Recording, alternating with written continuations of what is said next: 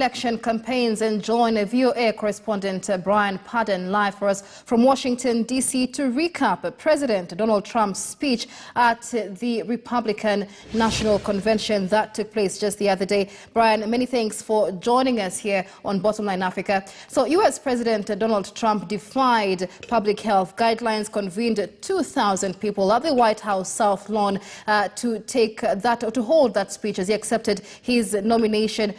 How has America been following that speech that was quite controversial?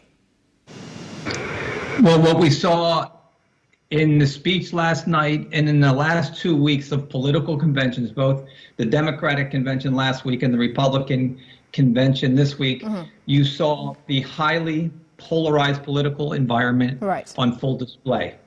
You saw President Trump and the Republicans focus and highlight law and order, while the Democrats focused on reconciliation and the coronavirus pandemic.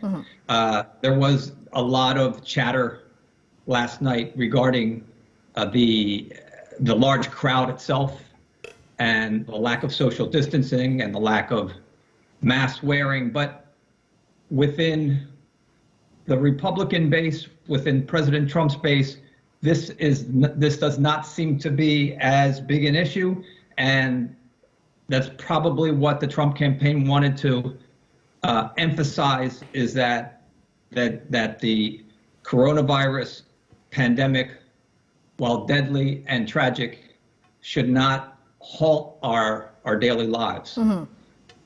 And I mean, he went ahead and attacked Biden in his plans for stopping the virus, saying his plans largely would mean surrendering to that virus. But he also went ahead and, stated his accomplishments in the last 4 years, talking about building the wall on the southwest U.S. border, ending undocumented immigration, lowering medicine prices in the country, and also going ahead to chart his way forward for the next 4 years in office if he wins this election. How has the Democrat side taken this speech? Well, that's been one of the criticisms of the Democrats last week. While they were very strong in criticizing President Trump's response to the coronavirus and did present a much more comprehensive plan and a national strategy to get the infection rate in the U.S. under control, there was not a lot of detail about plans from the Democratic side. President Trump did tout his accomplishments. Some would say exaggerated his accomplishments. But he did list them, and he did put forth his vision for what would happen in the future, promising a vaccine by the end of the year. Whether that happens or not, the scientific community has not confirmed that that's absolutely going to happen. And even if it does happen, we're being told that it would take months more for the vaccine to get processed and produced and distributed in quantities where it would make a difference. So there's a lot of skepticism about a lot of the claims that he would in the future. But he did but President Trump did kind of lay out more of a vision. He had been criticized for not saying what he would do in his second term. So he laid it out last night: more tax cuts, getting tougher on any sort of law and order without really addressing the core issue of why we've had this surge of protests, both peaceful and with destruction of property in the last few months, because of killings of African American men by white police officers. And that issue hasn't been specifically addressed by the Republican side. They see, while tragic, those issues, they do not equate to systematic racism in the U.S. Instead, that they are focusing more on some of the protests that have gotten out of hand. Great. It was interesting to hear him say that he has done more for African Americans, in the history of presidency in America. But those looking to re-elect Trump in the wake of the COVID-19 pandemic and the economic hit that it's had globally seem to think that he is likely, to be able to restore the economy much faster. And in his speech there, he said that over the past 3 months, more than 9 million jobs have been created. According to the U.S. Bureau for Labor Statistics, that seems to be true. 9 million people were added to the U.S. payroll. So again, to those who are supporting Trump, how did they take this promise? Well, that's where, if you are in the Trump camp, you take all of that. You take all of the good news at face value. If you are an opponent or critic of Trump, you dismiss almost everything he says. So it's hard to say the impact some of these claims will have.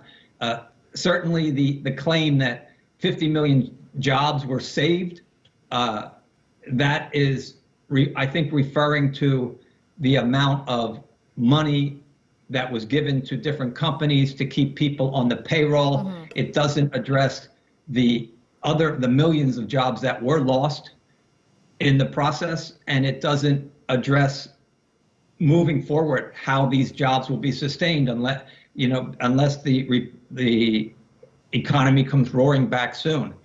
These jobs that are being held, it's kind of unsustainable right now. So there's a lot of questioning about some of the statistics. He also mentioned that the U.S. had the lowest death rate per infection rate mm-hmm. of any country, right.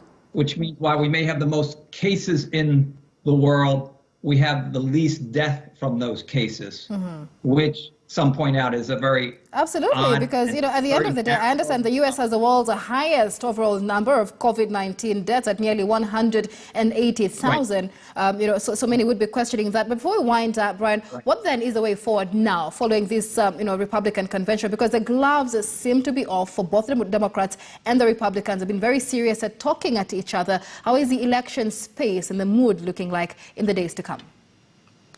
Well, I think the voters in the U.S.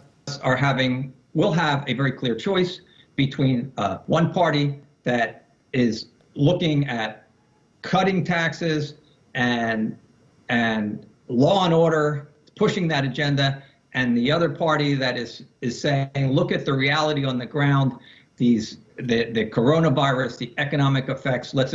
We need a plan to address all of these, the healthcare in the country. And so for voters, I think it's going to come down to, how has the coronavirus pandemic, A, affected their lives, and B, how do they view the information they're getting from both sides? Right now, Biden is ahead in the polls, in national polls, and in some of these key swing states. But you saw the Republicans last night try to address issues in these specific states. In Florida, they pushed the anti-communism and anti-Cuba, anti-Venezuela message to appeal to the Latino conservative vote there. In Wisconsin, Pennsylvania, Michigan, 3 key states, the industrial heartland of the U.S., they pushed saving jobs in America. These states were the key to Trump's victory in 2016, and he's trying to find that same pathway in 2020. All right, Brian, many thanks for your time. Brian Padden is a VOA correspondent joining us live from Washington, D.C., recapping President Donald Trump's acceptance speech at last night's Republican National Convention. Let's take a short break here on